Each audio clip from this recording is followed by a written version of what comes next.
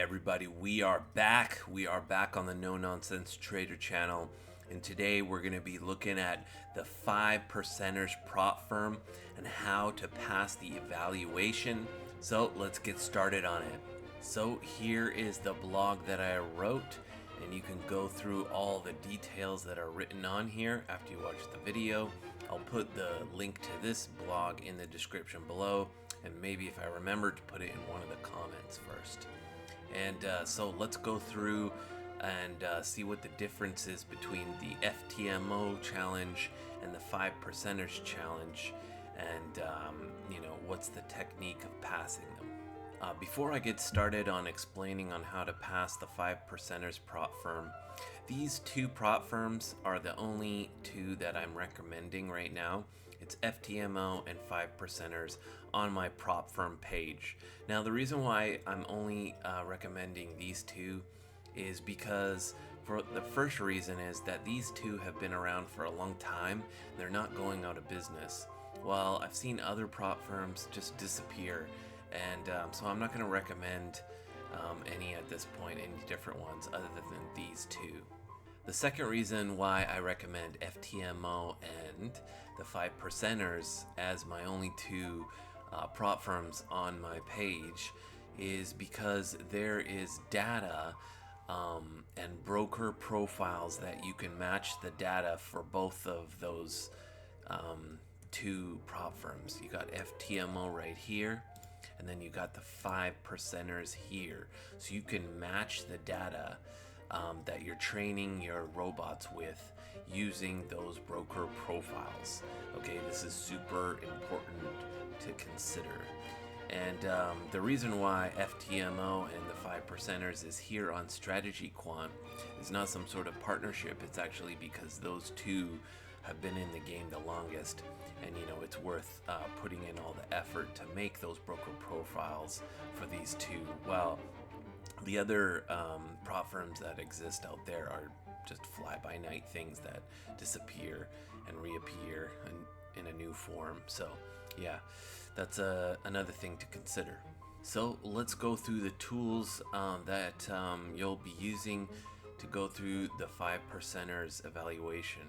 So in this case, on the 5%ers, which challenge it is, I'm talking about the Bootcamp challenge, which is the most inexpensive version. And the differences here are the profit target is only 6%, but you've got some other things to deal with. You got a lower leverage of only 1 to 10, and then the biggest one is your max risk on one trade can only be 2%. So let's talk about that a little later. Okay, the next tool is StrategyQuant. You're going to make all of your trading robots with StrategyQuant. You go into their page, and you can get the free trial before you buy it, and that's for 2 weeks. So you could go ahead and make some of these robots in the 2-week free trial. And when you're using StrategyQuant, you're going to be making custom projects, and the custom projects will be making the robots and making them pretty robust by going through all kinds of different tests. And that's how you're going to have robots that actually work. You're going to run all your robots on this software right here called MetaTrader 5, and it's free, and you can download it off their website right here. And then you're going to host all of those robots on this platform right here, a VPS server, and this is called a Q web hosting. It has the most inexpensive web hosting that you're going to host MetaTrader 5. And last time I didn't actually refresh the page, but they've got one of the most competitive, the most inexpensive, lowest cost VPS programs I've ever seen out of everywhere. And so yeah, check them out for sure before you, and check out other ones, but compare them to this one for sure. These ones just have the best price. If you're unsure of how a VPS server works, once you sign up and buy one from a Q web hosting, you're going to just go into your Windows computer, because every Windows computer has a remote desktop connection. You click into that, and then you get these credentials to sign into your VPS server. You sign in, and then you've got a computer in the sky that runs 24/7 and never updates, never turns off, and that's where you have MetaTrader 5 sitting, and that's how you can trade 24 hours. Now you could use your own computer, but you could never turn off the computer or restart it or shut it down and update it or things like that without interrupting MetaTrader 5, and that's what the VPS server is so great for, and that's why people will use it. So the 5%ers challenge is easier slightly than the FTMO challenge. I don't know if it's easier. It's about the same level of difficulty, really, and I'll explain why. Even though you have a profit target of 6% and the FTMO is 10%, and you have a max loss of 5%, even though the targets are a little bit smaller, you've got this other challenge, which is your leverage is only 1 to 10, and you can only max out your risk for 2%. So that means you can't have too many trades with high risk at once.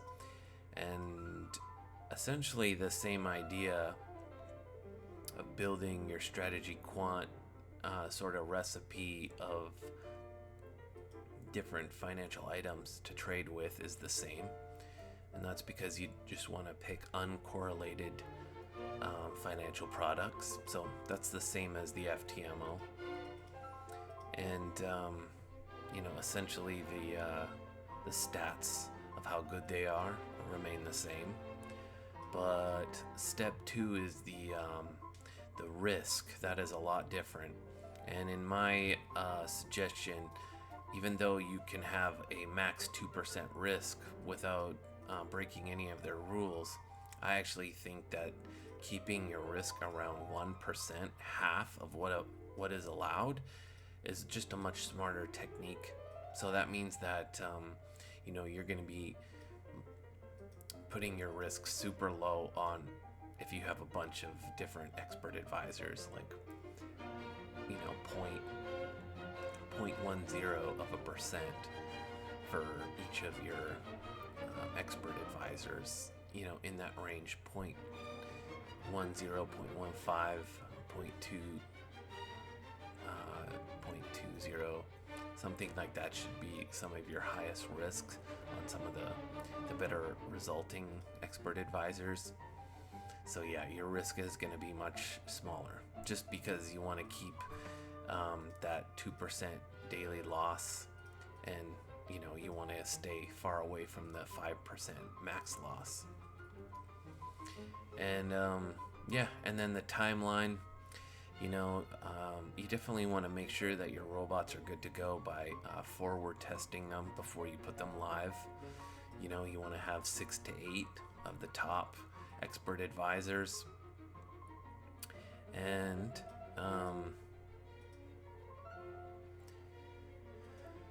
again, you just want to figure out your max loss on historical data, and you can read on. I'll let you go through this yourself, and if you have any questions, you can reach out to me anytime, and good luck. I'll be following this up with some more examples of how you should lay out your risk for the 6 to 8 expert advisors, and just giving you some examples of risk that I use, and then you can maybe do that with your own or just get some ideas. So thanks for watching once again. Be sure to just appreciate the video with the like button. I like it so much when you press the like button. write me a comment. I always read them, I always reply. And you've been sending me lots of positive emails. I appreciate it so much. I will make more videos and continue working for you, and I will see you next time.